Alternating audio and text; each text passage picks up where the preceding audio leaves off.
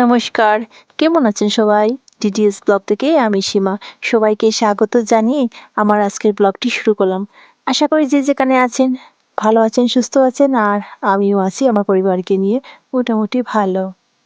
যেহেতু 1 জানুয়ারির ব্লগ, তাই নতুন বছরের অনেক অনেক প্রীতি শুভেচ্ছা ও ভালোবাসা জানিয়ে আমার আজকের ব্লগটি শুরু করলাম। 2025 সবার জীবনে অনেক আনন্দ, খুশি ও সুখ শান্তিতে দিন কাটুক এই কামনা করি ঠাকুরের কাছে। কোটা দিন থেকে দেখছি যে গাছের গোড়াগুলো একদমই শুকিয়ে গেছে, ওদের জলের বড্ড অভাব, তাই গোড়াতে একটু জল দিয়ে দিলাম। আজকে ব্রেকফাস্টে অন্য কিছু নয়, শুধু একটু সবজি দিয়ে ম্যাগি করেছি আর গরম গরম দুধ বানিয়ে বাবা ছেলেকে খেতে দিলাম। খাওয়া দাওয়া করে ওরা তো সবাই চলে গেছে ওই বাসাতে, আর ঘরে তো আমি কাজ করছি, যেহেতু 1 জানুয়ারি বলে কথা। তো আজ আমাদের ঘরে খাসি কাটা হয়েছে। এই বছর আমাদের খুবই ইচ্ছে ছিল বাইরে গিয়ে পিকনিক করার, কিন্তু আর হয়ে উঠলো না, বিভিন্ন কারণে আর যেতে পারিনি জানেন। মনে অনেক খারাপ লেগেছে, তাই আমি আগের ভিডিওতে বলেছিলাম যে 1 জানুয়ারি কার কেমন কাটলো। তো অনেকেই কমেন্ট করেছেন যে বাইরে পিকনিকে গিয়েছেন, খুবই ভালো লেগেছে। কারণ আমি যেতে না পারলে কি হয়েছে, আপনারা তো গিয়েছেন পিকনিকে, আনন্দ ফুর্তি করেছেন, সেটা জেনে আমি খুবই খুশি হয়েছি। এই বছর আমার 1 জানুয়ারি 2 জানুয়ারি রান্না করেই পুরো দিনটা কাটিয়ে দিলাম। জানি না আমার বাকি দিন যে কীভাবে যাবে, মনে হয় আমার পুরো বছরটাই রান্নার চাপেই কেটে যাবে, এমনিতে তো কেটে যায়। প্রোগ্রামটা করেও ক্যান্সেল করতে হয়েছে আমাদের। এখানে সব মাংস আমাদের পক্ষে খাওয়া সম্ভব নয়, তাই আমাদের প্রয়োজন মতো রেখে বাকিগুলো সব বিক্রি করা হচ্ছে। ক্যামেরার পিছনে অনেকেই দাঁড়িয়ে আছে, এই মাংসগুলো নিয়ে সবাই পিকনিক করতে যাবে, তাই ওদের কথা শুনে আমারও আরও মনটা খারাপ হয়ে গেল, যেতেই পারলাম না এই বছর পিকনিকে। এরপর ওই মাংসগুলো নিয়ে আসা হয়েছে আমাদের ঘরে, মানে আমি যেখানে থাকি সেইখানে।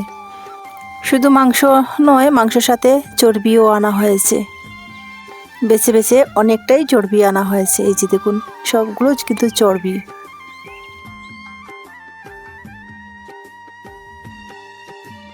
চর্বি ছাড়া মাংস আনা হয়েছে 2 কিলো। আনার সাথে সাথে আমি ভালো করে ধুয়ে জল ঝরিয়ে এই তাগারের মধ্যে রেখে দিয়েছিলাম। শুধু রাখলে তো চলবে না, এখন রান্না করতে হবে। এই যে আমি রান্নাটা বসিয়ে দিয়েছি, প্রস্তুতি চলছে। ওই চর্বি দিয়ে বড়া বানাতে হবে। ছেলে এসে বলে দিয়েছে, মা এগুলো দিয়ে তুমি বড়া করো। তো ছোটো ছোটো করে কেটে চালের গুঁড়ো সহ পেঁয়াজ, রসুন, আদা, জিরে, ধনে গুঁড়ো, লঙ্কা গুঁড়ো, হলুদ, গরম মশলা, নুন, আর কি দিয়েছি ঠিক এই সময় মনে পড়ছে না, সব কিছু দিয়ে এই ছোট ছোট করে পকোড়া বানিয়ে নিয়েছি। প্রথমে আমি অল্প করে তেল দিয়েছি, ভাবলাম যে এর থেকে হয়তো যে তেল গলে কড়াটা ভর্তি হয়ে যাবে। তারপর দেখলাম যে না, ওর থেকে খুব একটা তেল বেরোচ্ছে না, তাই আমি ওপর থেকে আর একটু তেল দিয়ে দিলাম। কাংলা মাছের চড়চড়া করেছি, আর সাথে খাসের তেলের পকোড়া। ওই গন্ধে যেন ওদের খিদে আরও বেড়ে গেছে। তাড়াতাড়ি করে রান্না করে এসে আমার ছেলে বলল, মা তাড়াতাড়ি খিদে পেয়েছে, খেতে দাও মায়। তো মাংসটা রেডি করছি, রান্না করতেই পারলাম না, তো ওকে কাংলা মাছের চড়চড়া আর এই যে পকোড়া দিয়ে ভাত দিয়েছি জানেন। এরপর তো আস্তে ধীরে মাংস রান্না করলাম। আর যেহেতু নিজের বাসায় খাসির মাংস আর সব কিছু রেডি করে আনতে আনতে অনেকটা দেরি হয়েছে। তার মধ্যে আর কি বলবো, দিনটা অনেকটা ছোট জানেন। আমরা যে কত কষ্ট করে কাজগুলো সামাল দিই এই দিন ছোটোর মধ্যে, ওরা তো বুঝতে পারে না। অফ ক্যামেরাতে অনেক ঝামেলা, অনেক কাজ করতে হয় আমাদের, কি আর করব বলুন। ছেলে খেতে চাইলে ওকে তো তাড়িয়ে দিতে পারবো না। তো রান্নার পর যখন ঠান্ডা হয়েছে, এই যে দেখুন একদম শক্ত হয়ে বসিয়ে গেছে সবগুলো। এটা হচ্ছে পরের দিনের। দেবজিৎ স্কুলের জন্য প্রজেক্ট বানিয়েছে। এসে আমাকে দেখাচ্ছে যে দেখো আমার নিজের হাতে প্রজেক্ট বানিয়েছি, কেমন হয়েছে। তো বন্ধুরা, ওর প্রজেক্ট কেমন হয়েছে আপনারা কমেন্ট করে বলবেন, নিশ্চয়ই জেনে ও অনেক খুশি হবে। তো অফ ক্যামেরাতে মাংসের সাথে কি কি রান্না করেছি চলুন আমি শেয়ার করি আপনাদের সাথে। এই যে মাংস রান্না করেছি, সাথে একটা সবজি, ফুলকপির ডাঁটা, শিম, আলু, বেগুন সব কিছু দিয়ে, আর হচ্ছে খাসির তেলের চর্বি আর মুসুর ডাল। তো আজ আমাদের বাসায় অনেকজন অতিথি এসেছিল, তাই আমি ওদেরকে রেখে আর যেতে পারলাম না পিকনিকে। সেজন্য আমি এত দুঃখিত হয়েছিলাম, কেননা অনেক দিন পরে ওরা এসেছে আর ওদেরকে রেখে যদি আমি পিকনিকে যাই, মানে আমরা সবাই যাই, তাহলে ওরা অনেক দুঃখিত হবে। তাই এখানে বয়স্ক লোকও ছিল। ওরা যে এসেছেন আমি আর শেয়ার করতে পারলাম না আপনাদের মধ্যে, জানেন একা হাতে রান্নাবান্না সব কিছু করা, তাই সব শেষে একজনকেই আমি শেয়ার করতে পারলাম আপনাদের মধ্যে, আর কাউকে শেয়ার করতে পারিনি। আরও ক্যামেরা করিনি, কেন জানেন, খেতে দিয়ে যদি ক্যামেরা করি আর যদি উনি বলেন যে কেন ক্যামেরা করছো, তাহলে একটা সেন্টিমেন্টের ব্যাপার আছে, তাই সবার সামনে আমি লজ্জাও পাবো। সবাই তো ক্যামেরার সামনে আসতে চায় না, তাই আমি লজ্জা করে ক্যামেরাও করিনি। আমাদের বাসার সামনে এই বাজার থেকে সবজি আনা হয়েছে, যে সবজিগুলো আমাদের বাগানে নেই সেই সবজিগুলো এসছে। ফুলকপি, বেগুন, এই ধরনের সবজি আমাদের বাগানে লাগানোই হয়নি। এই যে দেখুন বিন প্রথমেই খুললো আমার ছেলে, তারপর হচ্ছে ফুলকপিটাও কিন্তু খুবই সুন্দর ছিল।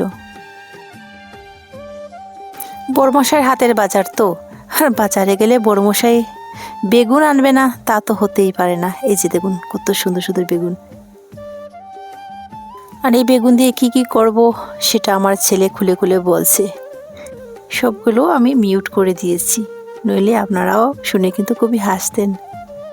এই যে দেখলেন শিম বের করে কি বলছে, আমায় বলছিল যে শিম দিয়ে পুর বানাবে। এই সমস্ত ঝামেলা আমি করি না গো, খুবই কষ্ট হয় আমার, জানেন। সংসারের চাপে নিজের শখ ইচ্ছাটা পূরণ করতে পারলাম না, 2টা দিন পুরো রান্না করেই কাটিয়ে দিলাম।